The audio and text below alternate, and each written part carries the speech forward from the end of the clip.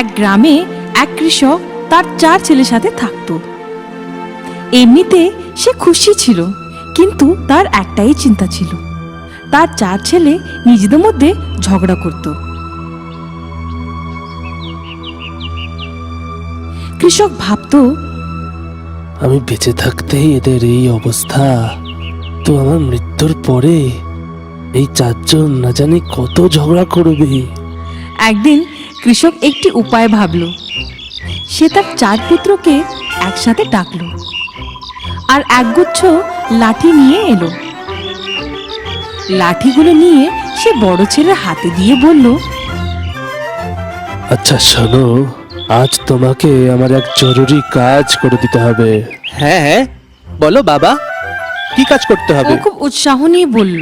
তোমাকে এই এক গোছা লাঠি ভেঙে দেখাতে হবে। কৃষক বললেন, ব্যাস এইটুকুই কাজ, এক্ষুনি করে দিচ্ছি।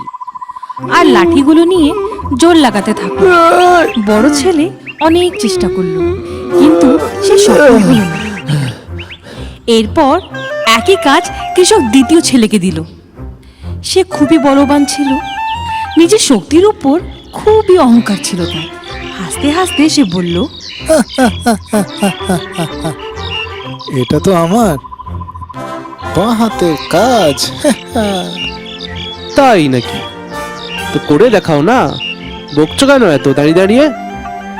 বড় এলো আমার বলবান, ভেঙে দেখাও এই লাঠিগুলো, তখন বুঝবো। বড় ভাই বলল। তখন কৃষক মাঝখানে বলল, আরে ঝগড়া করো না, ঝগড়া করো না। এবার দেখাচ্ছি। দ্বিতীয় ছেলে লাঠিগুলো নিল আর জোর লাগাতে থাকলো।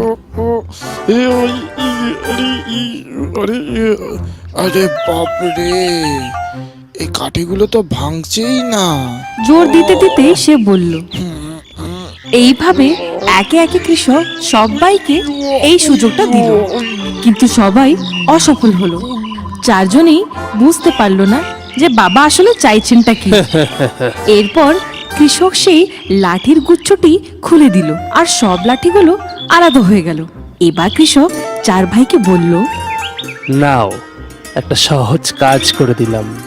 এখন একটা একটা করে লাঠি ওঠাও আর ভাঙার চেষ্টা করো। এরপর 4 ভাই সহজে এক এক করে লাঠিগুলো তুললো আর ভেঙে ফেললো। 4 জনেই অবাক তো হলোই, আর ছোট ভাই জিজ্ঞেসই করে ফেললো, বাবা, এটা বলো, আমাদের দিয়ে লাঠি ভাঙানোর কি মানে? এই কিছু লাঠি ভাঙবার জন্য আমাদের সময় কেন নষ্ট করলে? কৃষক হেসে উত্তর দিল, দেখো, তোমরা সবাই এই লাঠিদেরই মতো। যদি একই থাকো, তাহলে লাঠির গুচ্ছের মতো তোমাদের কেউ ভাঙতে পারবে না।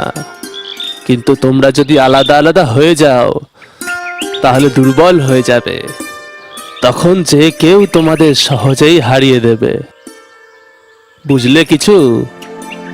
ছেলেরা বাবার কথা বুঝলো।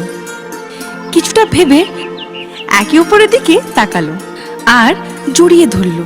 কৃষক খুশি হয়ে বলল, একসাথে থাকবে, একসাথে খাবে, একে অপরের হাতে হাতে করবে। 100 কথার এক কথা। শক্তিশালী তখনই হবে যখন একসাথে থাকবে।